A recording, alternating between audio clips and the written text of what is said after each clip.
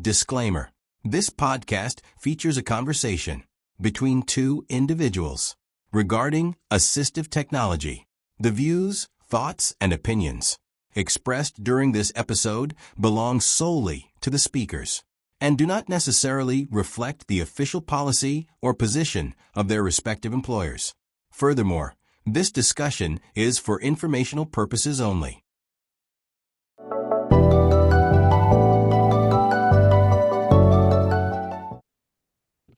Hi, welcome to Assistive Technology Today Podcast. I'm your host, Vinny Livoti, and today we have a special guest with us. We have Cristen Reat, who is a program director and also a co-founder of BridgingApps. And a little bit of background about me. I am the assistive technology specialist for a company called Enabling Devices that makes adaptive products for children and adults with disabilities. I'm also a product specialist, AT consultant, and tech support. So I do a few different jobs at the company. But without further ado, Cristen, welcome to the podcast. Welcome to Assistive Tech Today. Thanks for joining us. Thanks so much for having me. This is going to be fun. Yeah, it should be fun. I'll tell a little bit. I reached out to Cristen. I have been using BridgingApps. Kristen's going to tell a little bit more in detail, but BridgingApps has a bunch of a database where you can find assistive apps for people that need with special needs. And I have been using their website for years. Somebody had recommended it to me, and I found it such a great resource. I think we were saying that Cristen said, the company started about 15 years ago. I think I've been using it as long as they've been around, and I've been recommending it. So I said, you know what? I want to get Cristen on the podcast and talk about such a great resource that I want to share with my viewers and listeners. So I'm going to turn it over to you, Cristen, because I think you could tell it a little better than I can. Sure, I'm happy to. And thanks so much for that great plug. Yeah, it really has been a labor of love. So we started technically about 16 years ago. But we found our forever home at Easter Seals Greater Houston, which is part of the national kind of Easter Seals affiliate network, 15 years ago. So this year we're celebrating our 15 years here. And basically, I'm the parent of two kids. At the time, they were young kids, and my younger son was born with Down syndrome, and he has other disabilities. He's got a visual impairment. He's got autism, but at the time, he was about six years old, and he was about to go into public school the year that the iPad came out. So 2010 was a big year.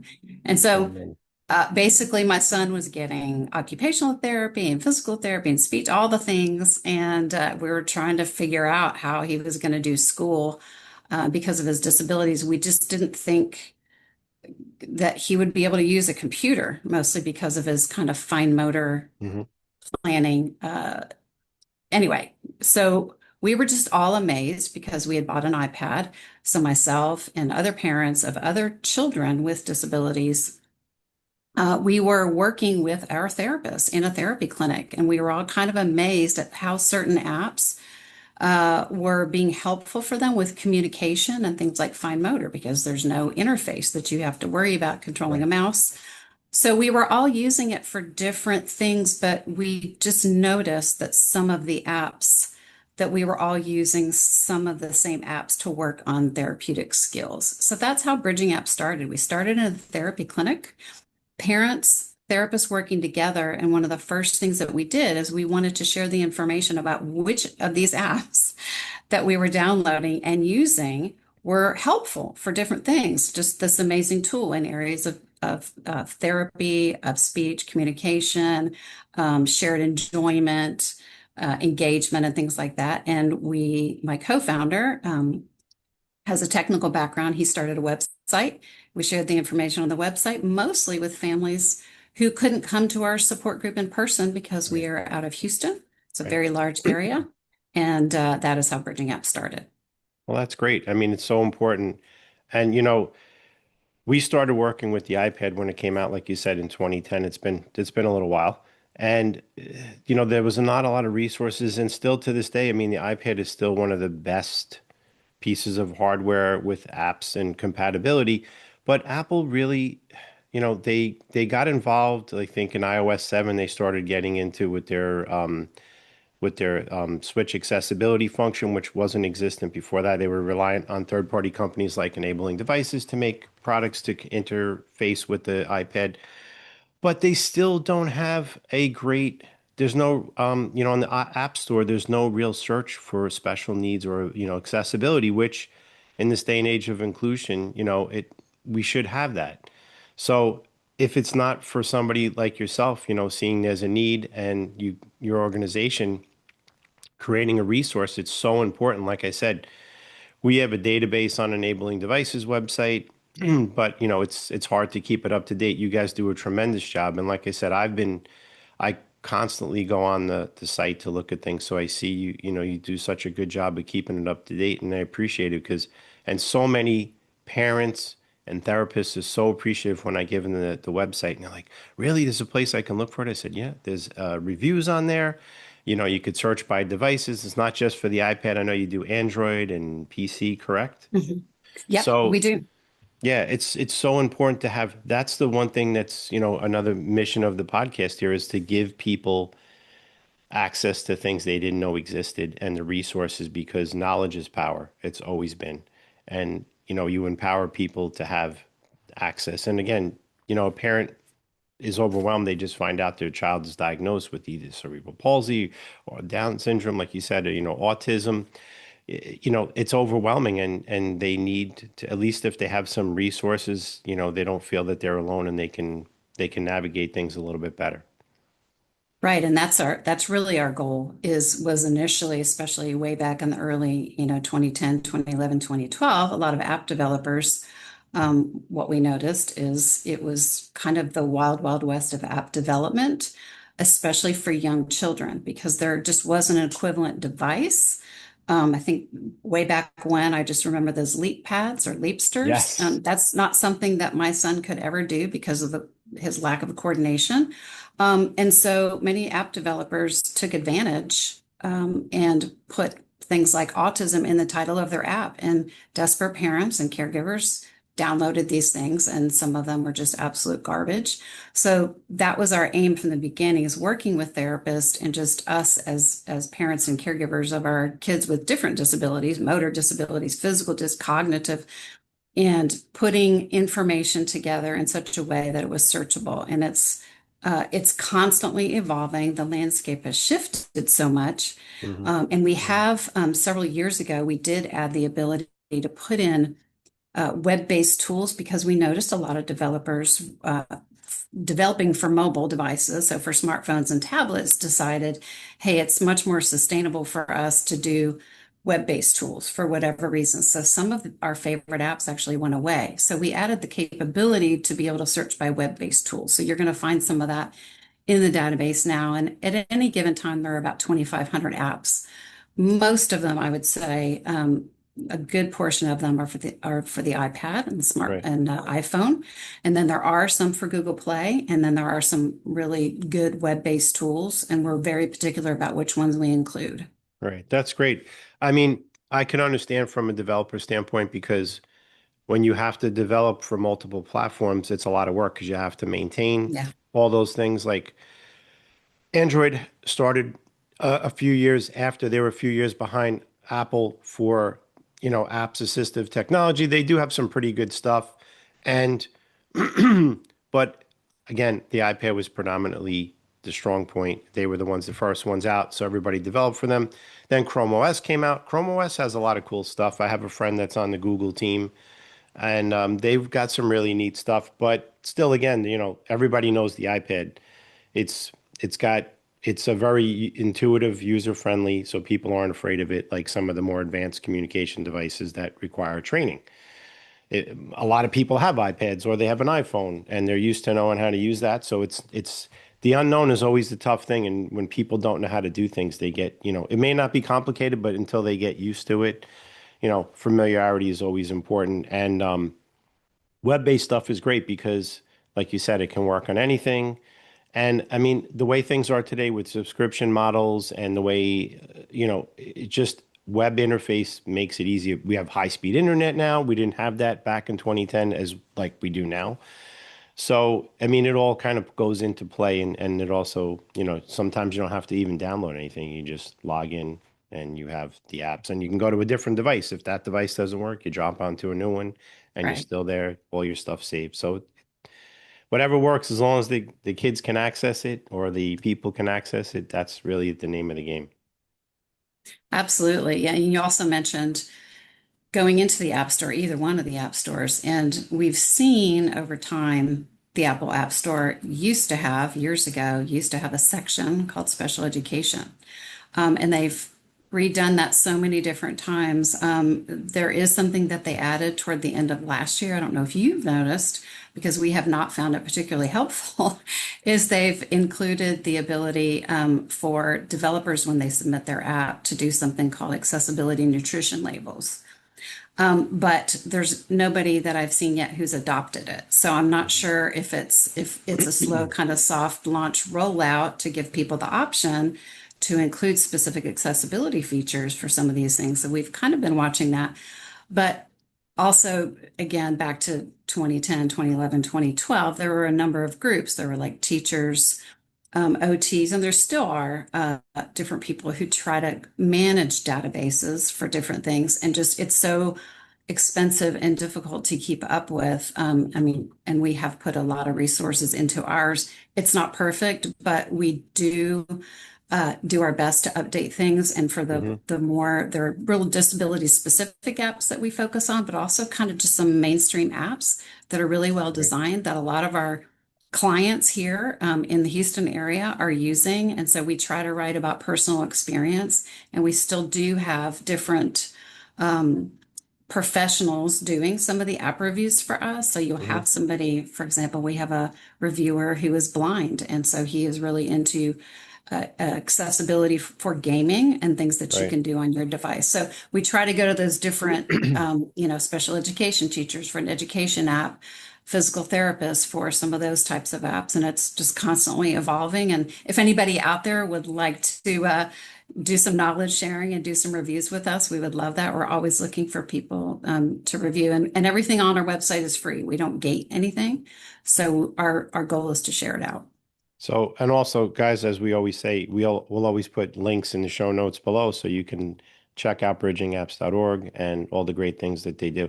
Now, if I remember correctly, do you also offer like consultation and things like that? You had done that, right, for people if they're looking for something specific and they don't have a resource to locally?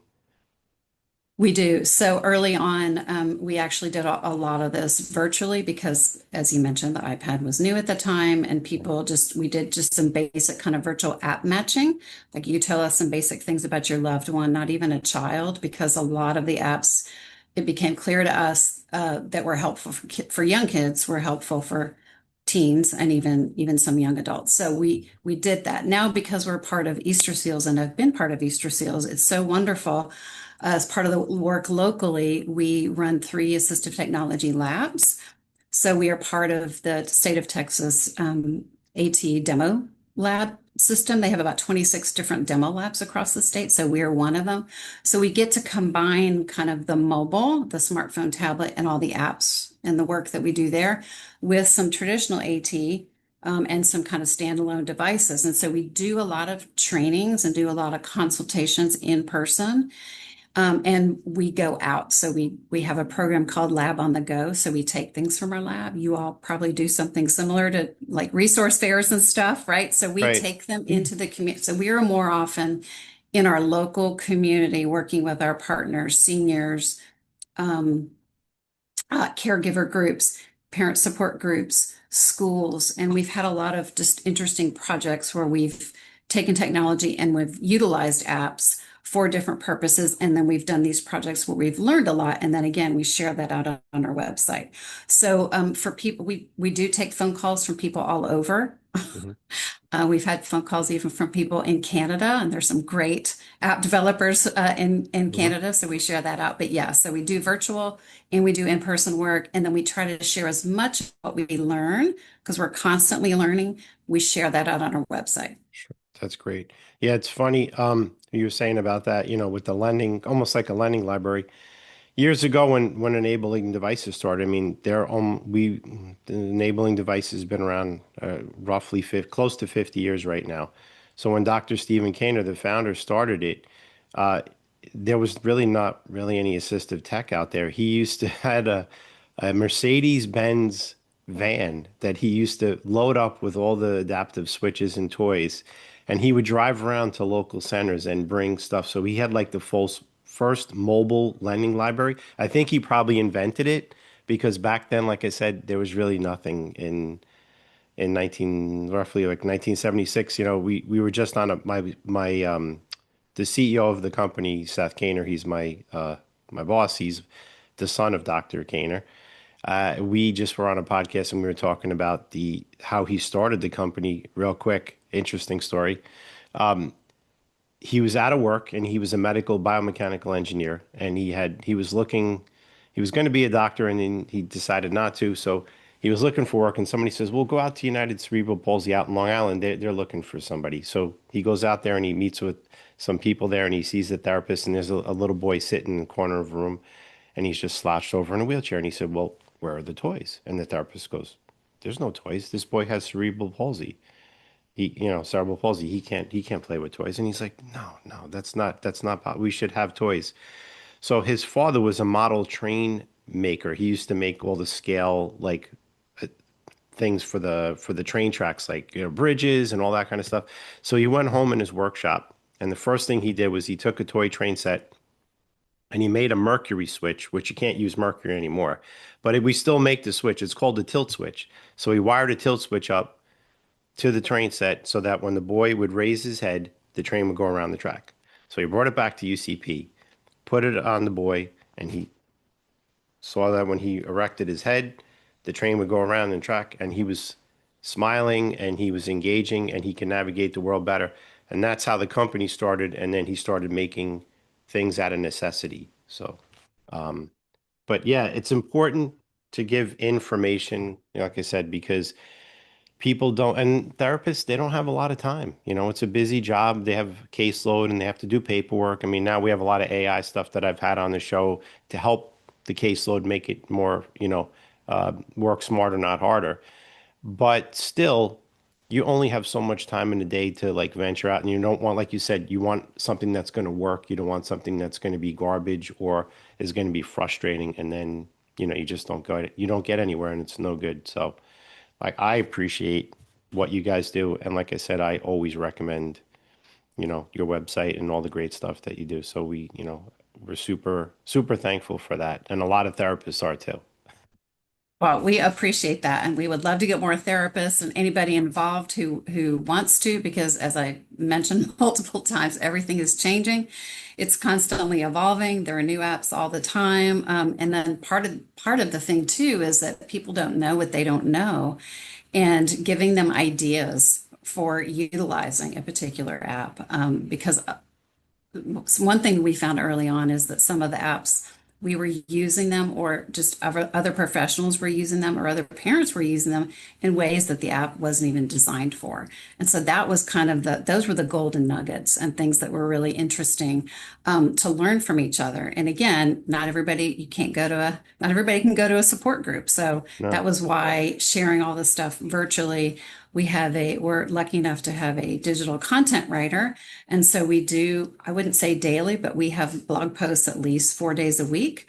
And there are all sorts of different topics. The majority of them are related in some way to technology or Mhm. projects that we're doing involving different technology to give people ideas. And then as we kind of encounter different use cases for things, whether it's apps on a smartphone or apps on a tablet or other devices, again, wearables is becoming kind of a big area, especially for sandwich generation, like myself caring for a young adult as well as older adults. There are just some really exciting things coming. So we're kind of moving and doing some work in that area too. So um, love it.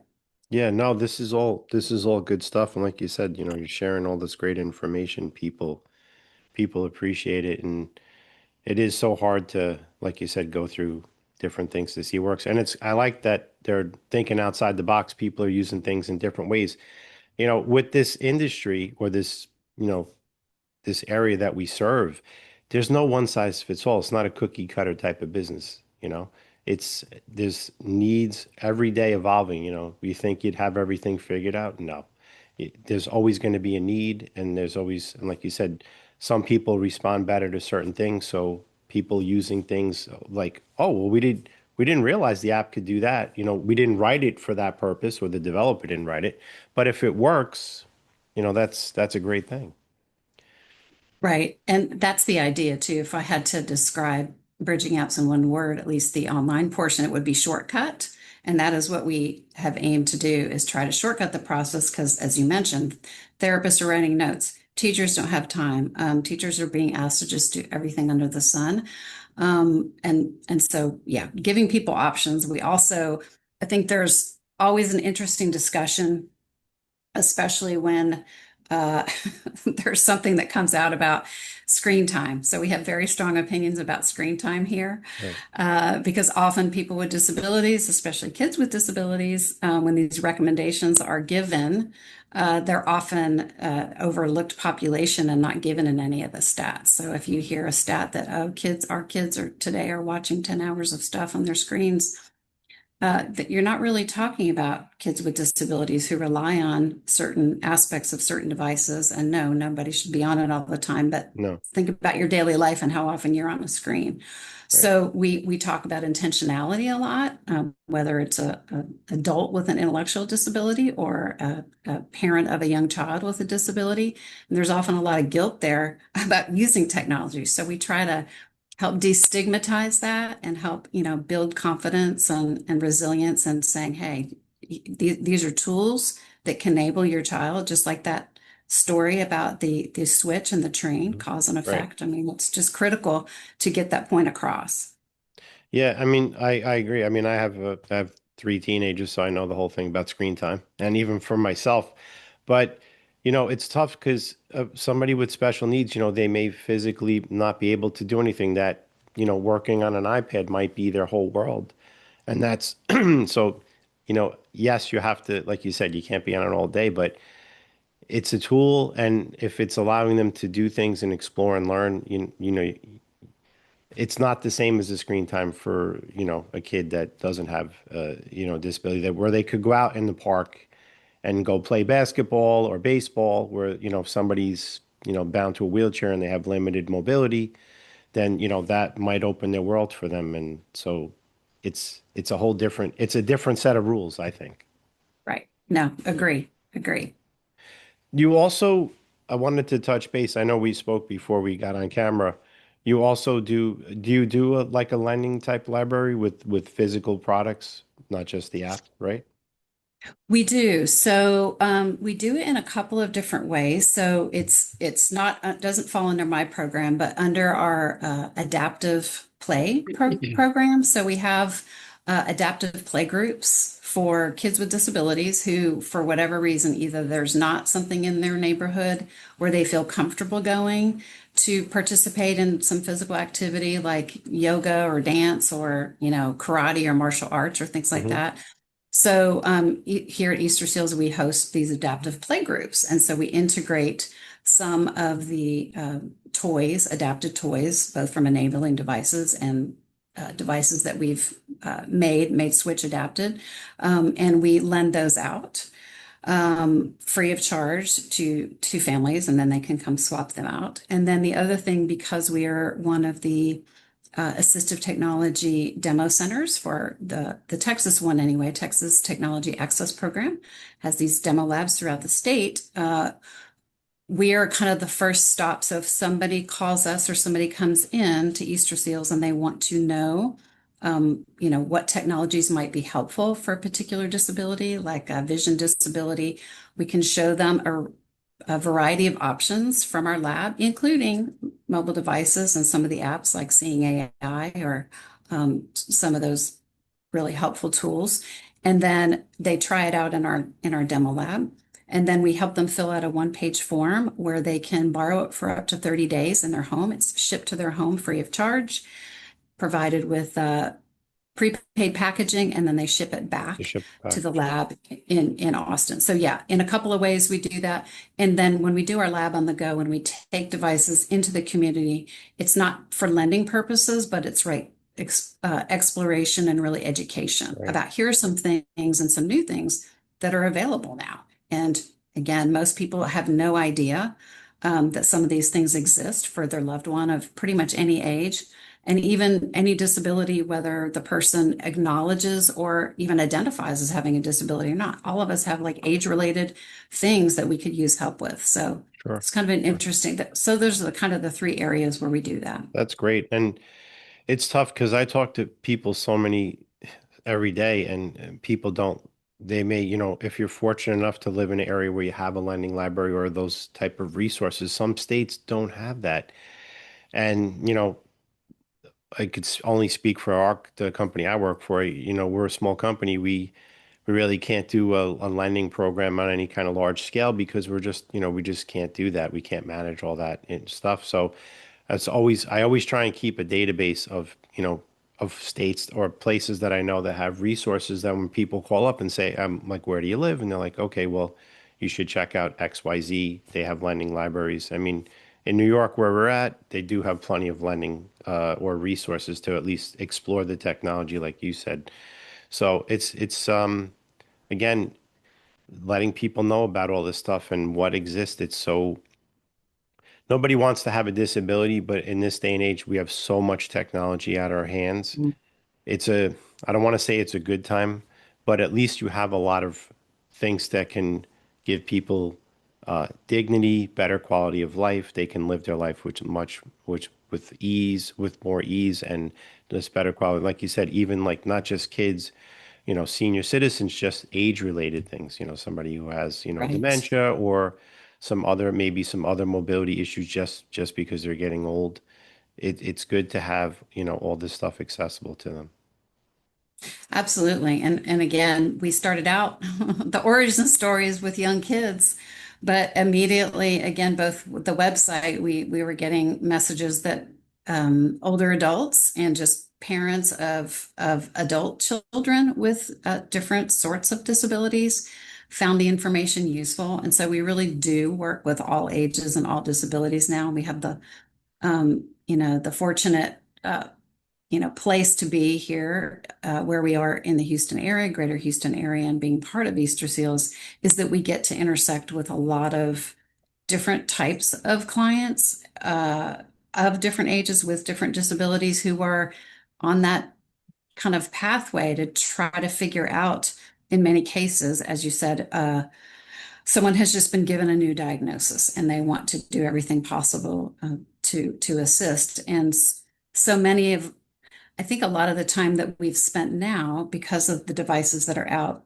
thinking specifically about tablets and even laptops, there are so many built-in accessibility features now that most people don't realize what they have available. And Already so we're available to them. Right. finding ourselves doing a lot of consults and just a lot of training. And even if it's just teaching somebody one feature, it literally makes the difference in their abilities to do some Right. basic activities of daily living. And so that's super exciting that a lot of this stuff is being just integrated into operating systems. But we also find there's a lot of fear around messing up their device, Hmm. messing up their laptop if they try to change that Right. accessibility feature. So now it seems like all the tools are to let's use the simplified version of this and that teaching people the shortcuts, putting shortcuts, setting showing them how to set up. So that's kind of the challenge now Yeah. is digging through and navigating through the complexity Right. because things are so much more. I mean, there's so much Oh, more on your iPhone now yes. and the Android and Samsungs Yep. that ever were, and finding those things and showing people where they are is a challenge. Well, now with the assistance of AI, they can ask their, like either Google or they can ask Siri to help them, which is great. Yeah, because Yeah. you can simplify the phones. You can I don't want to use the word dumb it down, but you can make it very easy, like minimal apps for, people that don't need all that stuff. And the other thing that's an emerging tech, at least in this field, is like I don't want to say it because I'll set it off. I have one in my house. Like the Amazon products and Google has their Nest products. they can be an assistant. They can help. They can, especially people with dementia, like, did you take your medicine today? I mean, they have these built-in tools right in the house.